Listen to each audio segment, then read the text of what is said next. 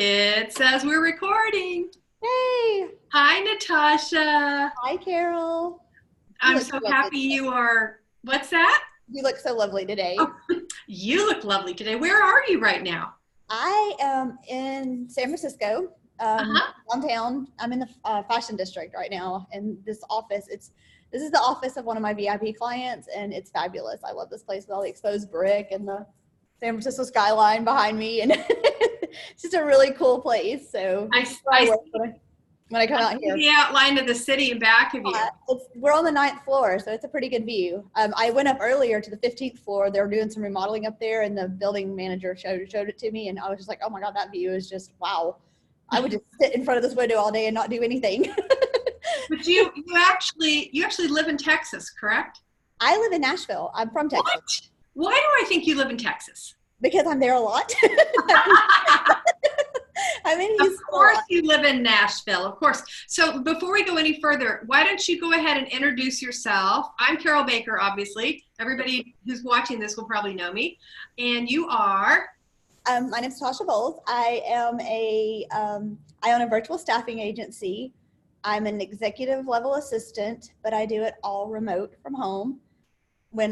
Except when I'm traveling to neat locations and cool offices and being on vacation, but still working, so I don't have to take as much time off as I normally would have. And so I've built a staffing agency over the last year and a half, and it's a six-figure business now. So I've watched you over the years. It's amazing how you've grown, and that's one of the reasons I wanted to get you on video and to help encourage other entrepreneurs that are going through the whole startup phase, that are starting their business.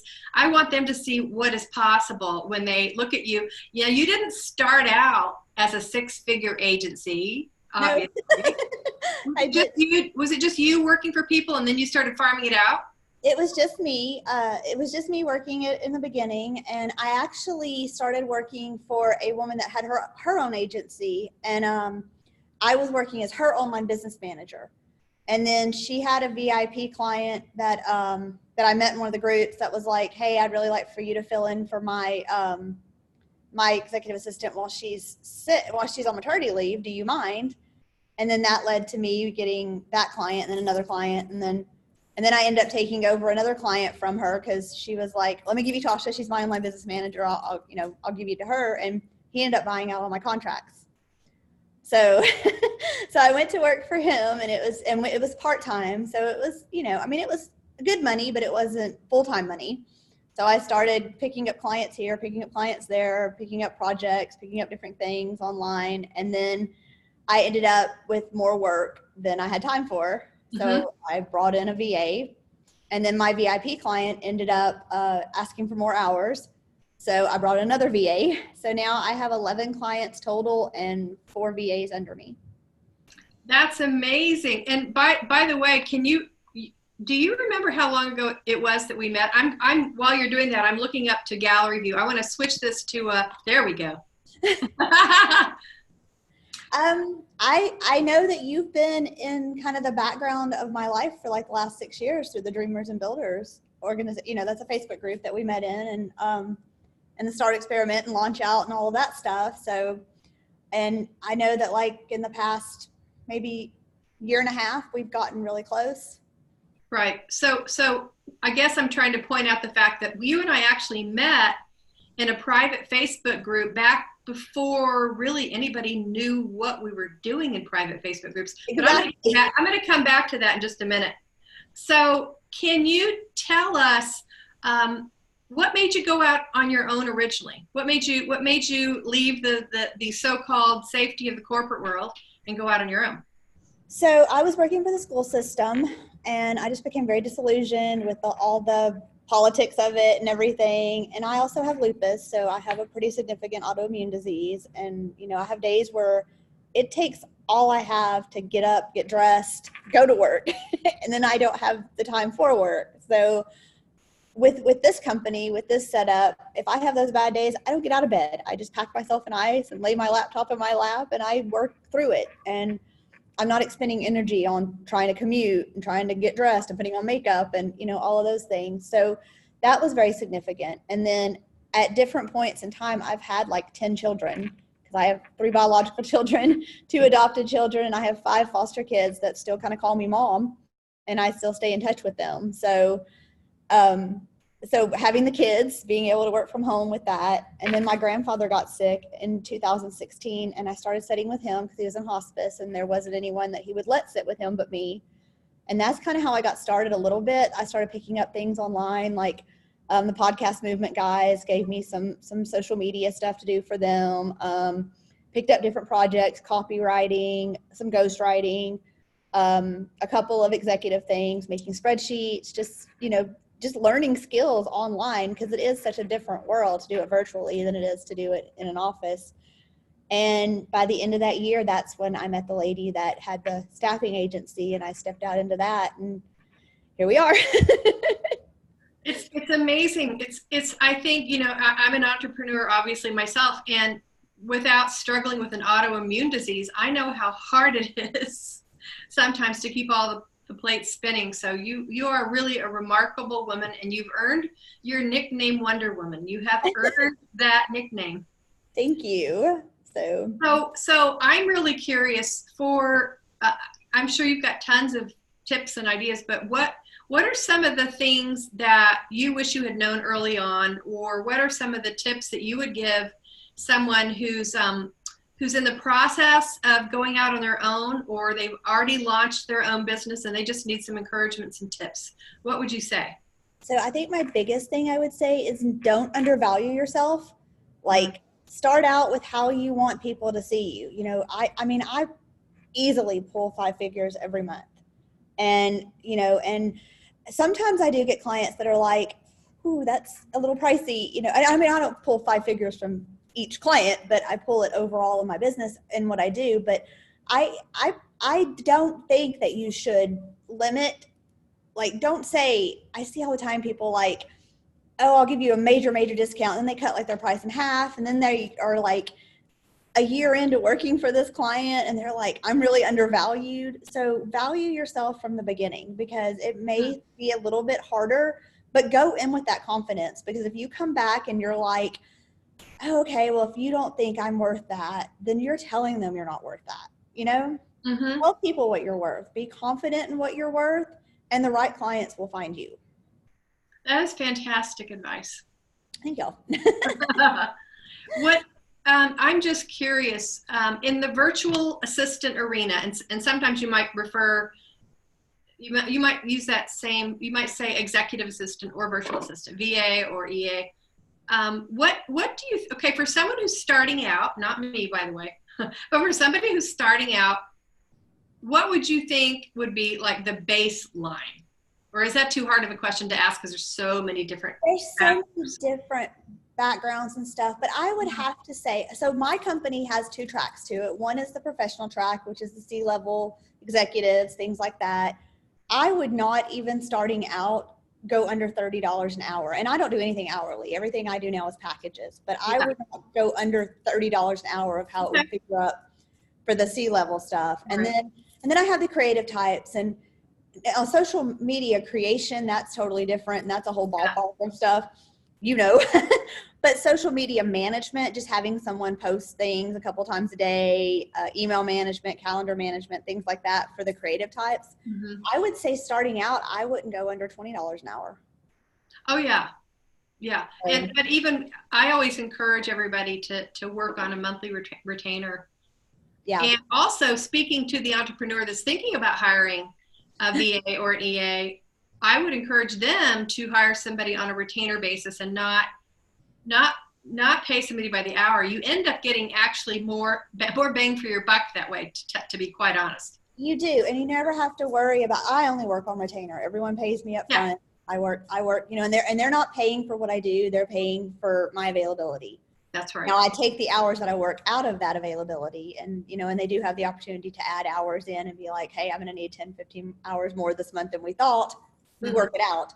But yeah, you're paying for my availability. And for me not to say, first of all, you're paying not to have to pay me to sit at a desk for 8 hours a day if you don't have 8 hours a day worth of work for me to do. But then you're paying for me or one of my staff to be available if you need 5 hours of work that day, then there's someone that's available to do it, or 2 hours worth of work that day, or whatever the package is that, you find that is best for your needs. Mm-hmm, mm-hmm.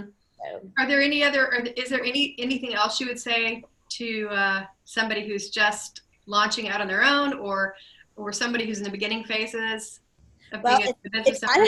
it's kind of funny that you mentioned launching out, because Oh, I inherited the LaunchOut you know conference. what?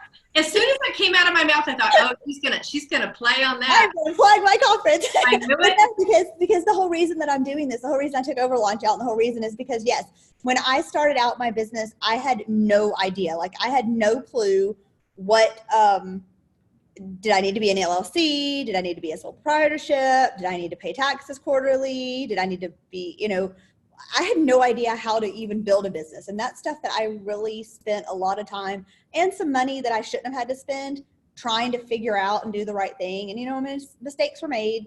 Things were, figuring it out and everything. And that was so hard. So when I had the opportunity to step up and take over LaunchOut, I'm excited. And that's the direction that I'm taking that conference in. It's going to be in April, the last weekend in April in Nashville. More details to come. What is the LaunchOut website? Well, we're rebuilding it, so Okay. I will give it to you so you can post it with this Okay. later. It should be up by the end of the week. Okay. So we actually lost the original website, and they're the person that has is trying to hold it hostage. So I was like, forget it, we'll do it. So it's going to be launchoutevents.com. Okay. But it's not live yet. Okay. All right, fine. Oh. And one last thing I want to ask you. Of course, I live in the world of social media every day, all day, most of the day. And I'm just curious how social media has helped you get to where you are. How has it helped you? I cannot talk. How has it helped you gain exposure? And is there one particular social media channel that's been more helpful than another? I'm all ears. So I think for me, because one of the main things that I do on social media that has helped me is the groups, the private groups. So Facebook is probably the best for what I do, because I've been able, like, I'm in the Build Your Network group, and oh my gosh, I just got back from an amazing event with them in Las Vegas. I met so many people through that. Mm-hmm. Of course, Women Dreamers and Builders and the LaunchOut community. I'm in a bunch of VA groups, and I'm in an executive assistant group. I'm in 2 of those. So it's just kind of like-minded people and being able to find stuff. And not only that, like, if you give value to those groups, then when an opportunity comes up and someone's like, hey, do you know someone that blah, blah, blah, they're going to say, oh, Natasha, because she helped me with that one. Oh, yeah. So that's so great. The word of mouth is so great. I do like Instagram, and I'm learning more about it. I'm starting to learn about the Instagram pods and all of that stuff, which we need to talk about when off camera, because I learned a lot at that conference. But yeah, I'm starting to learn a little bit more about Instagram, and I think for just like getting your like advertising and stuff and getting your brand out there, Instagram is great. But I think for interacting and building relationships, Facebook is really cool. I have to agree. The Facebook groups have been phenomenal. Right. No, they're great. I wouldn't be where I was right now. I actually met the lady that started this all for me in a Facebook group. And I met you in a Facebook group. That's right. And it's a friendship that will never, ever, ever end. Right. No, some of my best friends are people that I met in a Facebook group. Isn't that funny? Oh my gosh, the other day it was so hilarious. So you know how we always joke about being in a cult, with the whole So Kelsey Humphreys, she was doing a show in Nashville, and I went and I met her there, and Nate was there, and Kelsey's parents said, oh, how do you know Kelsey? And of course I did the same answer of, oh, we're in the same cult. And Nate taps me on the shoulder, and he's like, you better be careful saying that, because you're the leader now. Since I took over LaunchOut, I'm like, oh, I know, I don't want to be a cult leader. But it's so funny, because that's always been our joke, our joke answer, because we're such a coast type community, and it's always been, really crazy. And it's like a family to me. There have been times we've had situations where someone is temporarily homeless because of domestic abuse. We've all pitched in to help them. I mean, there have been so many things over the years. Oh, and for me, me personally, I've received so much support and love from this group. So anyway, you know what? We're going on and on. about that. And we're running out of time. Join Facebook groups, build a community, because that's where it's at. So. It sure is. Do you want to tell everybody where they can find you online? What are your handles? So, everything is at Natasha being WW. I'm on LinkedIn. I'm on Instagram. My Facebook is private. I'm working on my Facebook page, Natasha Bowles Professional Services. I think it's live now. We're redoing all of the media right now, so it's kind of crazy. And of course, you can just email me at natashabeingww@gmail.com. So. And you're amazing. You're very accessible, and you always seem like you have time for me when I reach out to you. You're just an amazing woman, and I'm honored to call you my friend. And thank you for the time today. So I'm going to sign off. Okay. I can be found at Carole Baker TV, Cherry Pie Social, and the brand new place, Bathrobe Nation. Yay! Yay! Thanks again, Natasha. Thank you, dear. Bye-bye.